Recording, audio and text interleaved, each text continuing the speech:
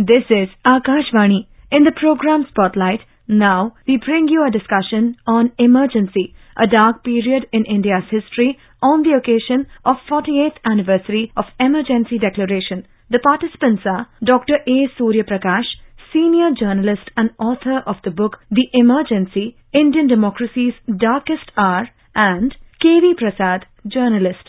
June 25th remains a black spot in the Indian democracy. That was a day in 1975 when the then Prime Minister Indira Gandhi imposed internal emergency, a situation that emerged out of struggle, and then it led to a series of events over the next 21 months where the country's democratic rights were taken away, thousands of people were put behind bars, people suffered, democratic rights remained suspended, and a lot of things have happened. Mr. Prakash, June 25th, as I said, remains a black spot in Indian democracy. Could you help us to understand as to what led to the situation? Actually, the origins of the imposition of emergency can be traced to June 12, 1975, when Justice Jagmohan Lal Sinha delivered his judgment in the Indira Gandhi election case. He held her guilty of corrupt electoral practice and he debarred her from the Lok Sabha, and he also unseated her and debarred her for 6 years. Of course, he gave a stay of his order so that she could move the Supreme Court and so on. So, from June 12 onwards, there was a lot of pressure on her to tender her resignation in view of this judgment, but she and persons close to her were of the view that she should not give in to this and that she must put up a fight, and there was nothing wrong in her continuing as Prime Minister. So, we come straight to June 25. That evening she went to the President along with Siddharth Shankar Ray, and Siddharth Shankar Ray had pulled out Article 352, which enabled the government to impose an internal emergency where if there was internal disturbance. So, she took that to the President, and that night got the President to issue the proclamation. The problem was that she did not go to the cabinet. Under the conduct of government rules, it was necessary for her to get a cabinet approval for this. She did not do it. She called the cabinet next morning just to announce and sort of to inform the cabinet not to seek the cabinet's approval. So this is how the emergency was imposed, and soon after it was imposed, in the days before that, they had been doing a big exercise in the Prime Minister's office on the list of persons to be arrested and so on. So that night, Jai Prakash Narayan, Atal Bihari Vajpayee, Chandrasekhar, Charan Singh, L.K. Advani, Madhu Dandavate, Ramakrishna Hegde, Morarji Desai, Biju Patnaik, Nanaji Deshmukh, Sikandar, Bhatt, so on and so forth. Whole lot of political leaders were arrested that night. And after that, immediately the thing they did was to impose press censorship. And that night they cut off electricity on Bahadur Shah's upper marg, from where several major newspapers appear, so that there would be no newspapers next morning. This is for starters as to what happened. And this is also in regard to the political part of the emergency. Mr. Surya Prakash, I remember it right. You started your career at that point of time. You were with Indian Express Bangalore. And as a young reader of newspapers, I remember a very famous phrase that everybody published, the midnight knock, when you rightly described several leaders, or rather a pantheon of Indian political leadership, were taken to jails and were incarcerated for reasons best known at that point of time. Nobody knew why it was happening. As somebody who has been through that phase of time, could you just recollect and share for the benefit of the listeners? Actually, it was a very frightening scenario on 25th June. On the early morning of 26th June, when I got up, I got a call from the chief reporter, Indian Express, wanting me to go out to the office. He said an emergency has been imposed. I was wondering what this is all about. Then we pulled out the constitution to ascertain what has happened. There was a certain eerie atmosphere in the police commissioner's office and elsewhere, and all political opponents were being arrested, and all this process went on. Meanwhile, we heard that they have brought in press censorship. And the worst thing is that in Karnataka, the chief press censor was the Inspector General of Police. Now, the Inspector General of Police had a battery of police officers, say inspectors of police, and some persons from Information Department. And everything we wrote, we had our van which would travel from Indian Express to the Commissioner's office with our copies. Those were the typewriter days. So they would take the copies there, and those guys would sit with their red pens to cancel out things, to what is permitted to be printed and what is not permitted to be printed. So this was a horrendous situation where a person in uniform was dictating what will go into media, and then followed a lot of arrests of media persons. And among those who were arrested, the list I told you is Venkaiah Naidu, Deve Gowda, Prakash Javadekar, Lalu Prasad Yadav, Nitish Kumar, and so on and so forth. So there were a lot of people who today are in the opposition who were all victims of that terrible emergency. So anyway, that is what happened. And also I must tell you that a total of 6,330 persons were arrested under MISA and Defense of India rules and so on. Mr. Ruka, surely it took a very long time, because from the time the battle began and people started to reorganize themselves to confront the situation, and it was almost 21 months later when the whole thing ended. But the period in between obviously had seen the country go through a very, very difficult phase when voices of protest and voices of opposition were muted. People had to just listen to what was being told they were to be doing, and the freedom to express one's own view at all, other than what the government at that point of time told you to express. If I were to take you to three particular aspects, because the Indian Constitution very clearly had separation of powers, if one may say so, in terms of the judiciary and the executive and the legislature. Here was the act of executive, which, as you said, initially you had the proclamation of emergency, the manner it was done you just described. But here it is important to understand the role of judiciary, because that is an independent pillar in the constitutional scheme of things. Justice Jagmohan Sinha gave the opportunity to go to the Supreme Court, and of course what happened there is part of history.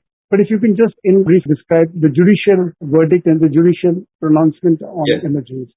A popular phrase used by judges is, "Be you ever so high, the law is above you."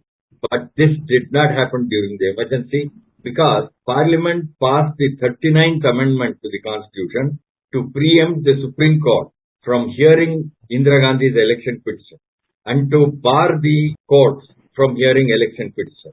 They said henceforth, whenever there is a dispute, it will go to the President and a committee will be formed and so on. And strangely, the Supreme Court put its stamp of approval on the 39th Amendment, which actually was cutting the hand of the Supreme Court itself. More important than that was the most infamous Shivkant Shukla versus ADM Jabalpur. This is a case in which a lot of detainees who had been arrested under MISA had moved to High Courts, and High Courts were taking strong objection to the manner in which these arrests had been made. Then Chief Justice A.N. Ray took all the cases to the Supreme Court, and it was heard by the Supreme Court. He constituted a bench that comprised of himself and Justice H.R. Khanna, Justice Beg, Justice Chandrachud, and P.N. Bhagwati. Now the thing is, the question before the court was that this Article 21, which gives us right to life and personal liberty, it is the most sacred article in the Constitution, if you ask me, right to life and personal liberty. The Indira Gandhi government said that is suspended during the emergency, which means no citizen has the right to life and personal liberty. And the Attorney General, Niren, they argued very vociferously in court that this stands suspended, my lord, so it cannot be enforced. Now Justice Khanna asked him, if a police officer out of enmity were to shoot somebody dead, are you saying there is no remedy? The Attorney General said, it may shock your conscience, my lord, it shocks mine, but there is no remedy so long as the emergency is enforced. After this, shockingly, Justice Ray, Chandrachud, Beg and Bhagwati went along with the government line that citizens do not have right to life and personal liberty. Only Justice Khanna dissented, and Justice Khanna's dissent is one of the greatest redeeming features for our democracy and judiciary power in this country. Even some years ago, finally the Supreme Court has in another judgment declared that the 4 judges in the majority were wrong and Justice Khanna was right. So this is what happened to the judiciary. Similarly, look at what happened to Parliament. Because she had massive majority and MPs were not willing to stand up to her, they passed a series of amendments to Constitution, one more frightening than the other. The 39th Amendment was made exclusively to protect Indira Gandhi from the case which was before Supreme Court. Then Amendment for number 41, no criminal or civil proceedings against Prime Minister. Then the worst was the 42nd Amendment, where the need for quorum was abolished, and most frightening, she gave the president the power to amend the constitution through executive order for 2 years. Amending the constitution is such a big rigmarole in the Indian constitution. Article 368, it has to be passed by various states and so on. She removed all that and gave the president the power to amend for 2 years. This was the most shocking, and this was dictatorship of the worst kind. This is what happened. And therefore, Parliament was totally gagged. It just did what Indira Gandhi wanted them to do, and the consequence was terrible for every aspect of rule and law, and the bureaucracy was totally gagged, and there were people who were close to Sanjay Gandhi who terrorized the bureaucracy, one of them being Naveen Chawla, who later in the Manmohan Singh period was appointed as election commissioner, went on to become chief election commissioner. Though, in my view, he did not have the basic qualification of being a Democrat, because that was established by the Shah Commission. It declared that he was unfit to hold any public office which warrants fair dealings with people. Before I come to the Shah Commission thing, I just want one more issue, because media, which is always described as the fourth pillar of democracy, and at that point of time you mentioned face censorship. But we also read in the history books and history of Indian media that some newspapers came up with blank editorials, thereby in a way conveying the protest of the section of media, if not the entire media, on this very episode of trying to curtail their effort to reach out real aspects of what's happening in India. So if your reminiscences of media and the role it played at that point of time. The Indian Express, the Statesman, there were some newspapers which decided to stand up. And the Indian Express, where I work, it decided to run a blank editorial page. And some other newspapers decided to have a black editorial section and so on and so forth. And immediately the government came down on us and said, you cannot leave blank space in your editorial.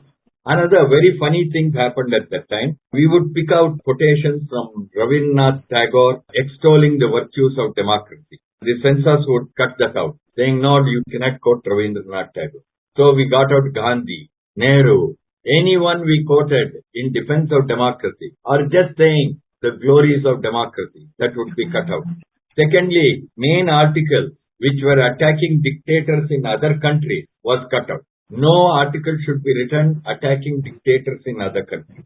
So this kind of thing. But one more, before we conclude, I must tell you, it is a fascist regime that emerged, and in that brutality, that police state, one of the worst cases was the Rajan case in Kerala, and there they took a student of regional engineer college who was suspected in some matter, but he was not actually the Rajan they were looking for, but they put him to third degree method, and he died, and the family was never able to recover the body. This is the story of Rajan. I am citing this because this can happen if democracy trips. And what is dictatorship all about? The new generation has no idea of this. This also compulsory sterilization.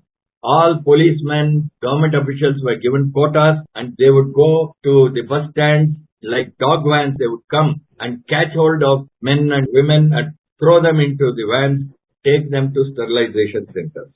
Sir, a quick word on Shah Commission. Shah Commission inquiry was going to the excesses of emergency held during the time when Prime Minister Morarji Desai. It gave a report, but did, as you say, what happened? The Shah Commission gave its report, and I remember that action taken report was also placed before Parliament. After that, 1980, Indira Gandhi came back to power, and they did not act on the report. So therefore, in my view, the emergency is one of the worst things that has happened in our democracy, but all the perpetrators of those atrocities have not been punished as yet. I am one of those who's very angry about it, and that is why I say never forget and never forgive the emergency. Thank you very much. Thank you. You are listening to a discussion on emergency, a dark period in India's history, on the occasion of 48th anniversary of Emergency Declaration. The participants were Dr. A. Surya Prakash, senior journalist and author of the book The Emergency, Indian Democracy's Darkest Hour, and K.V. Prasad, journalist. This program was produced and presented by the News Services Division of Akashvani. You can listen to it on our mobile app, News on AIR. This program is also available on our YouTube channel, News on AIR Official.